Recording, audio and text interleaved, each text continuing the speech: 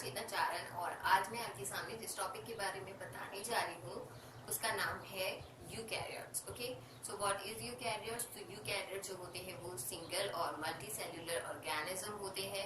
अगर हम इसकी बात करें कि इसमें कौन आते हैं, तो इसमें आते हैं animals, plants, protist and fungi.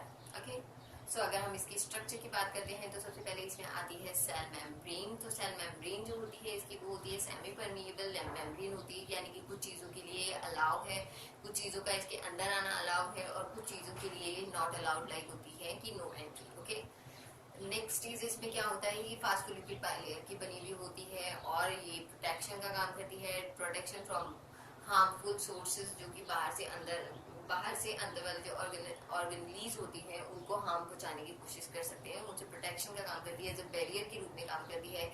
ये कम्युनिकेशन का काम करती है, ट्रांसपोर्टेशन का काम करती है। नेक्स्ट अगर हम बात करते हैं तो नेक्स्ट जो स्ट्रक्चर है वो होती है, एक और स्ट्रक्चर प्रेजेंट होती है कुछ यूकैरियोट्स में, not all in eukaryotes, like cell wall known as cell wall. तो जो सेल वॉल होती है वो प्रेजेंट होती है प्लांट सेल में प्रेजेंट होती है और एनिमल सेल में प्रेजेंट नहीं होती है। ओके, ये क्या करती है, ये भी प्रोटेक्शन का काम करती है, ये शेप और साइज प्रोवाइड कराती है और प्लांट सेल में प्रेजेंट होती है। Okay, next is nucleus. Nucleus क्या होता है, ये कंटेन करता है जेनेटिक इंफॉर्मेशन को कंटेन करके रखता है। ये इसकी जो बाहर की ये कवर होता है फास्फोलिपिड बाइलेयर से अगेन, जो कि सेल मेम्ब्रेन जिसे कवर रहती है सेम। और इसके अलावा ये क्या करता है, ये एक इम्पोर्टेंट, इसमें जो ये सेल मेम्ब्रेन जो कवर रहती है उसको हम न्यूक्लियर मेम्ब्रेन या फिर न्यूक्लियर एनवेलप भी कह सकते हैं। जेनेटिक इंफॉर्मेशन को कंटेन करके रखता है। इसके बाद अगर हम बात करें, नेक्स्ट है, इसमें एक न्यूक्लियर पोर भी प्रेजेंट होते हैं। ठीक है, ये जो मेम्ब्रेन होती है इसमें छोटे छोटे पोर्स प्रेजेंट होते हैं, इनका वर्क मैं आगे बताऊंगी। नेक्स्ट इज इसमें प्रेजेंट होता है न्यूक्लियोलस। न्यूक्लियोलस की अगर हम बात करते हैं सो न्यूक्लियोलस जो है वो डीएनए कंटेनिंग रीजन होता है। ये जो होता है ये इनकम्प्लीट जो राइबोसोम्स है उनके सिंथेसिस का काम करता है या फिर ये बनाता है राइबोसोम्स को। Okay, so next is endoplasmic reticulum. Okay, endoplasmic reticulum कहाँ प्रेजेंट होती है, अगर हम इसकी बात करते हैं तो एंडोप्लाज्मिक रेटिकुलम जो होती है वो जस्ट न्यूक्लियर मेम्ब्रेन जो होती है उससे जस्ट अटैच रहती है, उसके जस्ट ऊपर प्रेजेंट होती है। और ये मेम्ब्रेन क्या करती है, ये मेम्ब्रेन ये दो टाइप की होती है। पहली बात, एंडोप्लाज्मिक रेटिकुलम दो टाइप की होती है, एक होती है rough endoplasmic reticulum and second is smooth endoplasmic reticulum. Rough की अगर हम बात करते हैं तो इसको रफ क्यों कह रही हूँ मैं, वो इसलिए कह रही हूँ क्योंकि इसमें डॉट लाइक स्ट्रक्चर प्रेजेंट होती है। ग्रैन्यूल्स जो होते हैं वो अपीयरेंस देते हैं इसके अंदर, और वो ग्रैन्यूल्स एग्जैक्टली क्या होते हैं, वो होते हैं राइबोसोम। सो एग्जैक्टली क्या होता है, अगर न्यूक्लियोलस जो है उसके अंदर जो राइबोसोम्स है, इनकम्प्लीट जो राइबोसोम्स है उनका सिंथेसिस होता है, वो जाते हैं न्यूक्लियर पोर्स, जिसके मैंने बताया था न्यूक्लियर मेम्ब्रेन होती है उसके अंदर प्रेजेंट होते हैं पोर्स, उनके थ्रू ये ऊपर जाते हैं एंडोप्लाज्मिक रेटिकुलम के अंदर और वहां पे जाके उसमें इमर्ज हो जाते हैं। तो इसलिए इसको कहते हैं रफ एंडोप्लाज्मिक रेटिकुलम। और ये क्या करती है, एंडोप्लाज्मिक रेटिकुलम का जो काम है वो है प्रोटीन सिंथेसिस का। और इसका सिंथेसिस किया हुआ प्रोटीन कहाँ सीक्रेट होता है, वो सीक्रेट होता है सेल के अंदर यानी साइटोप्लाज्म में और out of the cells. Okay, cells के बाहर। नेक्स्ट अगर मैं बात करती हूँ तो न्यूक्लियस जो है वो सिंथेसिस, जो इनकम्प्लीट राइबोसोम्स है उनका सिंथेसिस जो करता है वो मेन इसका जो, अगर हम एक फ्लो चार्ट की अगर हम बात करें तो इसमें एग्जैक्टली क्या होता है, न्यूक्लियोलस है वो सिंथेसिस कर रहा है इनकम्प्लीट राइबोसोम्स का।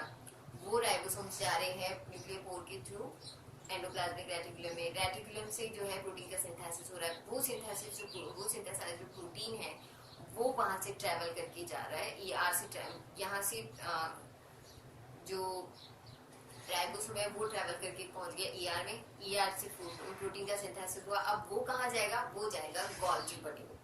गोल्जी जो है वो एक और स्ट्रक्चर प्रेजेंट ऑर्गेनलीज प्रेजेंट होती है यूकैरियोटिक सेल्स में।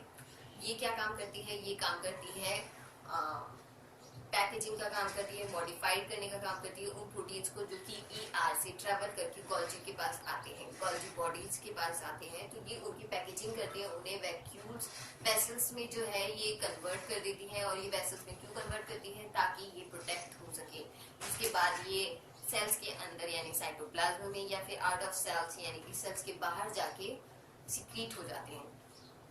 नेक्स्ट अगर हम बात करते हैं अगर स्मूथ, सॉरी मैं बताना भूल गई, स्मूथ एंडोप्लाज्मिक जो रेटिकुलम की अगर हम बात करते हैं, रफ की तो मैंने बता दिया आपको, रफ के अंदर राइबोसोम्स प्रेजेंट होते हैं, लेकिन अगर स्मूथ की अगर हम बात करें तो स्मूथ के अंदर जो प्रोटीन सिंथेसिस है वो उसमें डायरेक्टली इन्वॉल्व होती है, उसमें कोई बीच में बैरियर के रूप में नहीं होता है। और ये क्या काम करती है, ये लिपिड, फैट और डिटॉक्सिफाइड और टॉक्सिक्स एंड ड्रग्स वगैरह जो है इनके फॉर्मेशन में हेल्प करती है। ओके, नेक्स्ट अगर हम बात करें गोल्जी की, मैंने बात कर ली है आपसे, वो क्या करती है, पैकेजिंग का काम करती है और मॉडिफाइड करती है प्रोटीन्स को। Next is ribosome. So what is ribosome? Ribosome जो होते हैं ग्रैनुलर स्ट्रक्चर होती है, प्रेजेंट होती है हमारे सेल्स के अंदर। और राइबोसोम्स जो एक अगर हम बात करते हैं, एक राइबोसोम्स वो थे जो कि एंडोप्लाज्मिक रेटिकुलम के अंदर इमर्ज थे, और अगर सेकेंड अगर एक जो अलग से और राइबोसोम्स बॉडी में जो सेल बॉडी में प्रेजेंट होते हैं वो होते हैं फ्री राइबोसोम्स होते हैं। और वो कहाँ प्रेजेंट होते हैं, वो होते हैं जो सेल होती है उस, ये लाइक एंडोप्लाज्मिक अगर ये रेटिकुलम प्रेजेंट है तो इसके बाहर की साइड अटैच्ड रहते हैं और इन्हें फ्री राइबोसोम्स कहते हैं। ये क्या काम करते हैं, ये प्रोटीन सिंथेसिस का काम करते हैं, ये प्रोटीन सिंथेसिस का काम करते हैं। और सो ये क्या करते हैं, ये प्रोटीन सिंथेसिस का काम करते हैं। और वो प्रोटीन कहाँ प्रेजेंट होता है, वो रहता है साइटोसोल के अंदर, वो प्रोटीन साइटोसोल के अंदर रहता है। और ये जो होते हैं ये ऑर्गेनलीज में हम इन्हें नहीं बोल सकते, ये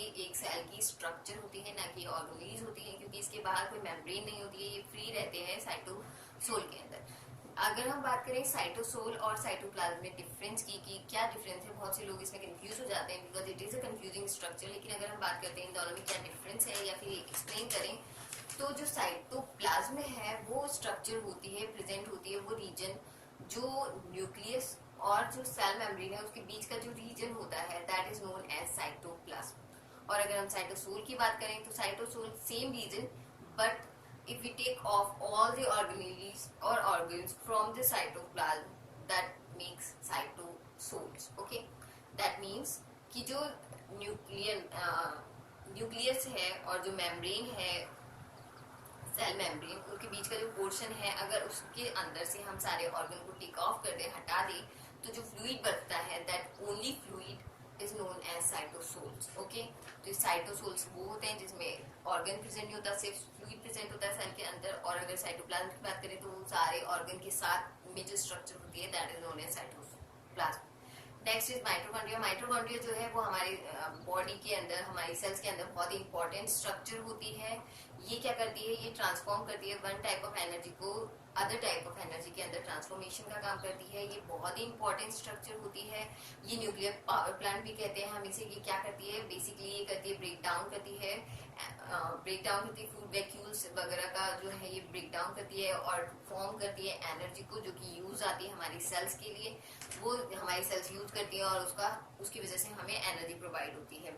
इसकी अगर हम क्वालिटीज की बात करें तो इसके पास एक अपना खुद का डीएनए प्रेजेंट होता है, इसके पास अपनी खुद की डबल मेम्ब्रेनस स्ट्रक्चर होती है। ये इसमें रेप्लिकेशन की बहुत अच्छी कैपेसिटी पाई जाती है, अपने आप को बहुत अच्छे से रेप्लिकेट कर सकती है।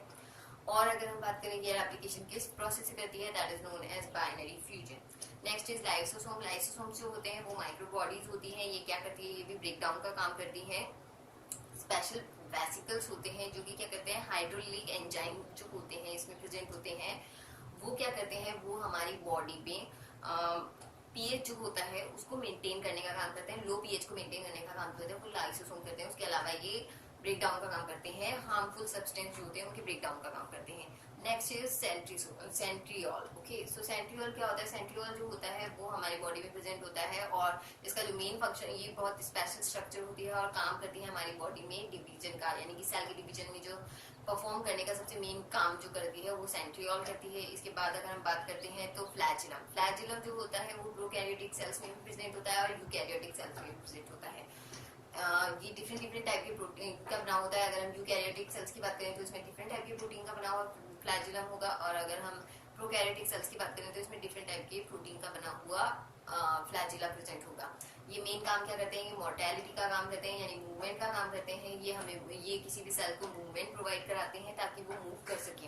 Next is ग्लाइसोसोम। ग्लाइसोसोम जो होता है मेनली प्रेजेंट होता है प्लांट की बॉडी के अंदर प्रेजेंट होता है, माइक्रो बॉडी होता है और ब्रेक डाउन करता है। क्या ब्रेक डाउन करता है? ये ब्रेक डाउन करता है लिपिड्स को, ये लिपिड को ब्रेक डाउन करता है और फॉर्म करता है एनर्जी को। वो एनर्जी किस यूज में आती है? वो energy food like for example जैसे ये लिपिड को ब्रेक डाउन करेगा ग्लाइसोसोम और कन्वर्ट करेगा इन शुगर में या डिफरेंट डिफरेंट सब्सटेंस में, ये चेंज करने का काम करता है। सो बेसिकली ये ब्रेक डाउन करता है ताकि एनर्जी प्रोवाइड हो सके या फिर फूड प्रोवाइड हो सके किसी भी सेल्स का, और ये बेसिकली प्रेजेंट होता है प्लांट सेल्स के अंदर। नेक्स्ट इज सबसे और एक और इम्पोर्टेंट स्ट्रक्चर जो कि प्रेजेंट होती है हमारे प्लांट सेल्स में लेकिन यूकैरियोट्स में, वो होती है क्लोरोप्लास्ट। क्लोरोप्लास्ट जो होती है वो फोटोसिंथेसिस में बहुत हेल्पफुल होती है। बेसिकली क्या करती है? ये ऑक्सीजन लेती है, कार्बनिक सब्सटेंस लेती है, प्लस वाटर लेती है और फूड का फॉर्मेशन करती है, फोटोसिंथेसिस करती है और जो ऑक्सीजन होते हैं उसको वापस रिलीज कर देती है जिसको हम इनहेल करते हैं। इसके अलावा क्या करती है? ये सोलर पावर प्लांट भी इसे हम कहते हैं। जैसे जो माइटोकॉन्ड्रिया है उसको हम न्यूक्लियर पावर प्लांट कहते हैं क्योंकि वो एनर्जी प्रोवाइड कराता है। वैसे ही जो क्लोरोप्लास्ट है, क्लोरोप्लास्ट जो है उसको हम सोलर पावर प्लांट कहते हैं और ये इसलिए कहते हैं क्योंकि ये सोलर एनर्जी यानी सनलाइट को लेकर फिर एनर्जी प्रोवाइड करा रहा है। सो अगर हम देखें कि जो यूकैरियोटिक सेल्स हैं उसमें कुछ कुछ ऑर्गन्स जो हैं, कुछ स्ट्रक्चर ऑर्गन ऐसे हैं जो कि हमारे पास सिर्फ प्लांट सेल में प्रेजेंट है, कुछ है जो सिर्फ एनिमल सेल्स में प्रेजेंट है। तो अगर हम सिर्फ प्लांट सेल्स की बात करते हैं, जो सेल वॉल होती है वो सिर्फ प्लांट सेल में प्रेजेंट होती है, एनिमल सेल में प्रेजेंट नहीं होती है। ग्लाइसोसोम सिर्फ प्लांट सेल में प्रेजेंट होता है। जैसे ग्लाइसोसोम प्लांट सेल में प्रेजेंट होता है वैसे वही वर्क जो होता है बेसिकली लाइसोसोम करता है हमारी बॉडी में ब्रेक डाउन का।